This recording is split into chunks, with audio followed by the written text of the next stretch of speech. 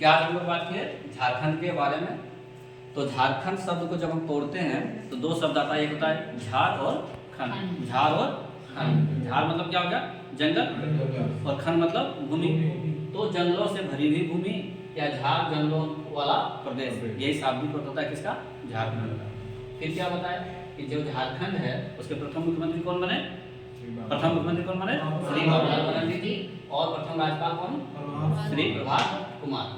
जो झारखंड विधानसभा हम लोगों का है उसमें पहले 82 सदस्य हुआ करता था। कितना सदस्य हुआ करता था, 82 सदस्य हुआ करता था। लेकिन वर्तमान झारखंड में कितने सदस्य हैं, 81 सदस्य हैं। क्योंकि जो एंग्लो इंडियन का जो एक मनोनीत सदस्य हुआ करता था यहाँ पे झारखंड की विधानसभा में, उसका कॉन्सेप्ट अब खत्म हो गया है। अब कोई भी मनोनीत सदस्य झारखंड के विधानसभा में नहीं होता है, सारे के सारे इलेक्शन जीत करके पहुंचते हैं विधानसभा में। ठीक है, तो जब सारे विधानसभा में पहुंचते हैं 81 विधानसभा क्षेत्र से जीत करके, तो ये मान लो कि हमारा विधानसभा है और 81 मेंबर यहाँ पहुंचे, तो इन 81 मेंबर्स को शपथ दिलाना और उन 81 मेंबर में से किसी एक को विधानसभा अध्यक्ष बनाना, तब एक व्यक्ति को चुना जाता है और उस व्यक्ति को कहा जाता है प्रोटेम स्पीकर। क्या कहा जाता है, प्रोटेम स्पीकर।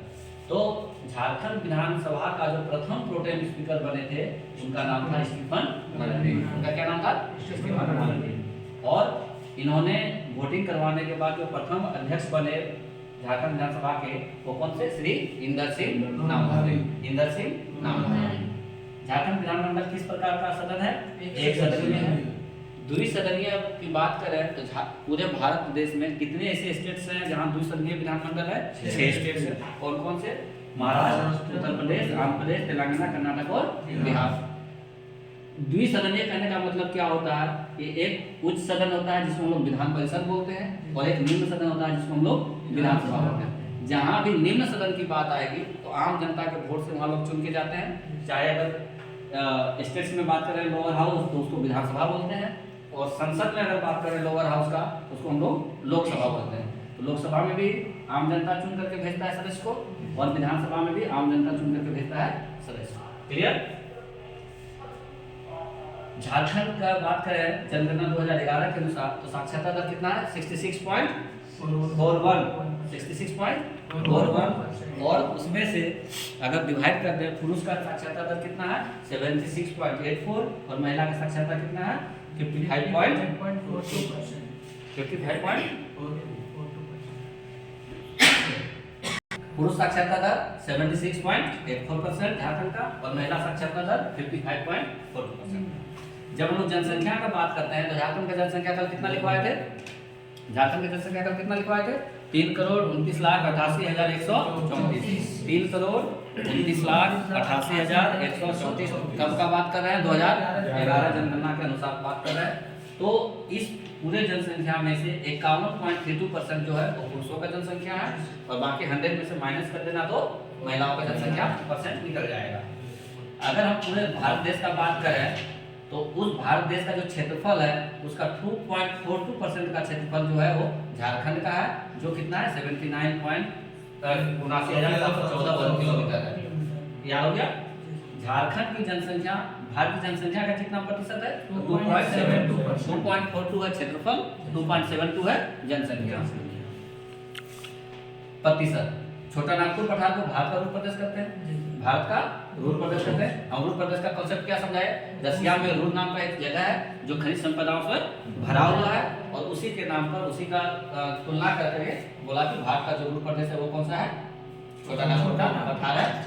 ठीक है, भारत का रूर प्रदेश नहीं, झारखंड में छोटा नागपुर। हाँ, झारखंड लिखे या छोटा नागपुर पठार लिखे दोनों एक ही बात है। भारत के कुल खनिज संपदा का कितना प्रतिशत है झारखंड में, लगभग 40% है। अगर पॉइंट में रहेगा तो देख लेना है। झारखंड का जनसंख्या घनत्व की अगर बात करें तो कितना है, 414 पर व्यक्ति प्रति वर्ग किलोमीटर, 414 प्रति वर्ग किलोमीटर। और समझाया क्या कि जो ये 1 वर्ग किलोमीटर एरिया है इसमें कितना लोग होना चाहिए, 414। ये है हमारा जनसंख्या जनघनत्व। तो अगर पूछा जाए पूरे भारत देश में 2011 जनगणना के अनुसार सबसे ज्यादा जनघनत्व वाला राज्य कौन सा है, तो बिहार है, जहाँ 1 वर्ग किलोमीटर में 1106 लोग रहते हैं, 1106 लोग रहते हैं। तो ये यहाँ लिखवा दिए। जनसंख्या की दृष्टि से अगर पूछे कि झारखंड कितना बड़ा राज्य है तो 14वां सीरियल नंबर से आएंगे जनगणना का आधार पर जनसंख्या के आधार पर तो 14वें स्थान पे हम लोग आ जाएंगे। और झारखंड में कुल कितनी जनजातियां हैं? हर जगह किताब में 32 मिलेगा, जो नया अपडेटेड किताब होगा उसमें 33 मिलेगा। 32 मार्क के आओगे गलत होगा, 33 मार्क के आओगे सही होगा। 33वां जो जनजाति है उसका नाम है गुराम जनजाति। क्या नाम है उसका? गुराम जनजाति। और इन 33 जनजातियों में से जो 8 जनजातियां हैं उनको हम लोग बोलते हैं आदिम जनजाति। कौन कौन सा है आदिम जनजाति? असुर, बिरजिया, बिरहोर, माल पहाड़िया, सोरिया पहाड़िया, सबर, कोरवा और परहिया। परहिया या परहिया, ये 8 जो है क्या है? आदिम जनजाति। कुल इतना बता दिया। एक जादूगोड़ा नाम का जगह है हमारा झारखंड में, वो यूरेनियम के लिए प्रसिद्ध है। किसके लिए प्रसिद्ध है? यूरेनियम के लिए प्रसिद्ध है। और भारत का पहला यूरेनियम कारखाना यही बना था। भारत का पहला यूरेनियम कारखाना यही बना था। ये जो झारखंड में जादूगोड़ा वाला क्षेत्र में यूरेनियम मिला वो 1951 में मिला था। खोज कब हुआ था? 1951 में। और उसको प्लांट बनाते बनाते 1967 हो गया था। 1967 से ये कार्य में है। कौन सा? जादूगोड़ा। कौन से जिला में है? पूर्वी सिंहभूम। किस जिला में है? पूर्वी सिंहभूम में। बाकी हम लोग कल कंटिन्यू करेंगे।